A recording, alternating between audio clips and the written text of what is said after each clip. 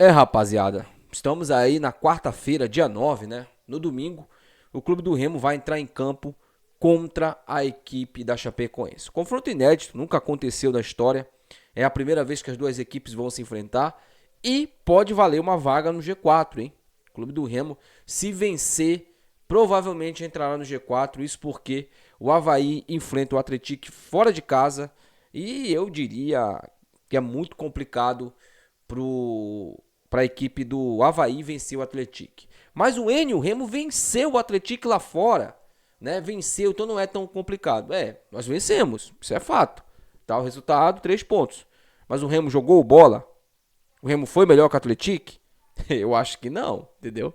Mas a Série B é isso, tá, rapaziada? São resultados que muitas das vezes são resultados impressionantes, né? Impressionam, jogos muito equilibrados, algumas equipes bem piores, outras equipes um pouco melhores, mas um campeonato muito equilibrado de muitas equipes do mesmo nível. E eu diria que o Remo e a Chapecoense estão nesse bolo aí de equipes basicamente do mesmo nível, tá? A Chapecoense, ela tem algumas deficiências no meio de campo, assim como o clube do Remo também tem, assim como o Remo tem uma deficiência nessa transição aí. A Chapecoense, que tem o Giovanni Augusto, né, um jogador que é muito conhecido aí no futebol brasileiro, já veterano, tá lá no meio de campo da Chapecoense, jogou muito contra o Operário, olho nele, olho no Giovanni Augusto, a gente não pode deixar esse jogador sozinho, esse jogador pensar no meio de campo, porque isso pode se tornar um problema para o Remo.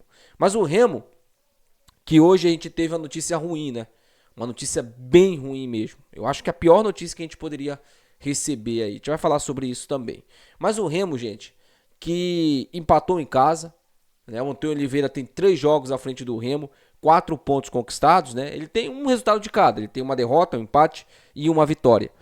E nesse jogo agora ele precisa mostrar pra gente que a gente pode confiar no trabalho dele. Vai ser esse jogo contra a Chapecoense. O Enio, mas o Remo tem que chegar lá na Arena Condá e vencer a Chapecoense? Sim. Nós não temos outra alternativa. Se a gente quer continuar na parte de cima da tabela, se a gente quer continuar brigando pelo acesso, a gente tem que vencer esse jogo. Não dá pra chegar lá na Arena Condá, empatar e achar que é um bom resultado. Porque não é. Infelizmente não é. Seria se o Remo tivesse vencido o Cuiabá. O Remo não venceu o Cuiabá, agora vai ter que buscar esses pontos perdidos fora. Mas eu diria pra vocês que dá pro Remo conquistar essa vitória lá, mesmo sendo uma Chapecoense muito difícil. Mas nós teremos uma baixa significativa. O Pedro Rocha sentiu o adutor da coxa e não viajará para esse jogo. O Pedro Rocha vai ficar em Belém se tratando e o clube do Remo vai ter essa ausência. Muito provavelmente, 2 jogadores brigam por essa titularidade, né? O Davó ou o Viseu, né? Eu não me surpreenderia se ele deslocasse o Marrone para a esquerda, colocasse o Viseu de centroavante e o Janderson no ataque. Eu não me surpreenderia. Também não me surpreenderia se ele jogasse com 2 atacantes, Marrone e Janderson, e jogasse com mais um meia. Eu também não me surpreenderia, tá? Até porque uma incógnita muito grande, mas a saída do Pedro Rocha é muito significativa, né? É muito sentida, não dá, é incalculável. É incalculável, é o jogador mais letal do nosso ataque, é o jogador que vem jogando praticamente todas as partidas bem, né? Ele vem atuando, vem mostrando muita qualidade e ele sair por lesão. Uma hora ele ia ter que sair, né? Infelizmente, né? Ninguém é de ferro, ninguém é invencível. Infelizmente tem essa questão das lesões e eu acho até que é melhor ele ficar mesmo se tratando, né? Não evoluindo muito essa lesão, porque depois pode piorar e aí a gente pode ter um problema maior do que esse. Prefiro que o Pedro Rocha fique fora desse jogo do que de mais jogos no campeonato, né? É o nosso melhor jogador, pô. É o nosso melhor jogador e a gente tem que pensar dessa maneira, né? Da seguinte maneira. Então, sem o Pedro Rocha, o nosso time precisa encontrar alternativas. Isso é o Antônio Oliveira que vai precisar encontrar. Ele vai precisar encontrar o substituto para o Pedro Rocha, o jogador que poderá atuar com essa camisa do Remo aí na titularidade no ataque. O que não é fácil, né? Não é fácil você substituir o Pedro Rocha, o melhor jogador da competição e inclusive o artilheiro da competição também. Rapaziada, agora bora falar um pouco sobre o Natan, né? O clube do Remo está próximo aí de fechar a contratação de mais um lateral direito. É o Natan, de 23 anos, cria da base do Santos, jogador do Santos, que atuou também no futebol internacional, no futebol de Portugal, estava emprestado para o Internacional e deverá ser emprestado também para o clube do Remo. É mais um reforço que chega, né? O Remo vai se reforçar em diversos setores do campo, em diversos setores vão chegar reforços, né? Mas o que está me chamando muita atenção nesses reforços do Remo, nessas contratações, é justamente a faixa de idade, né? A faixa etária. Você tem o Natan, você tem o Cauã, né? Você tem o outro Natan, né? O Natan Carvalho, que é o volante. Todos jogadores ali com uma média de 23, 22 anos, 21 anos, né? Jogadores que são jovens, mas que já estão rodados, né? Não é aquele jogador que está vindo da base ali como uma aposta, como por exemplo foi o caso do Freitas, né? O volante que o clube do Remo contratou. Não, esses jogadores não são assim.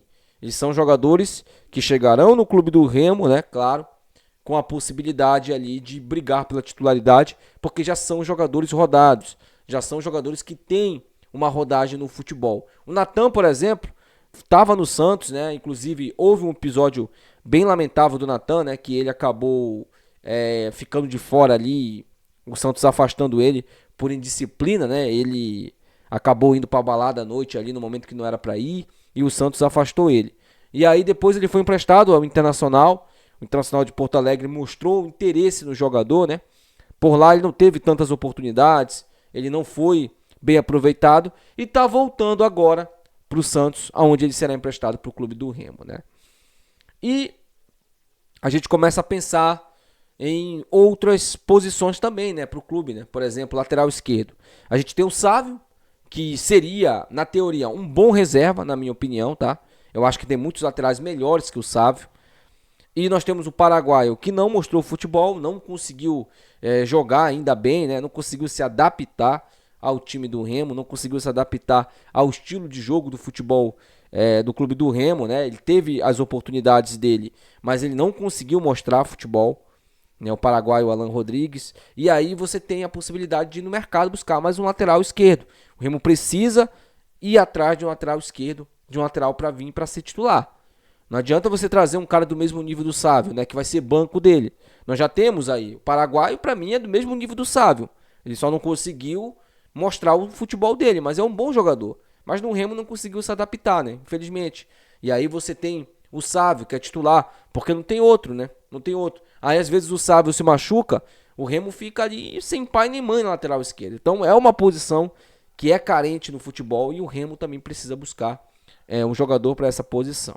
Uma outra posição também que o Remo precisa buscar esse reforço, eu acho que a diretoria já está também em busca, é um primeiro volante, né? Aquele volantão, estilo Caio Vinícius. A gente só tem um Caio.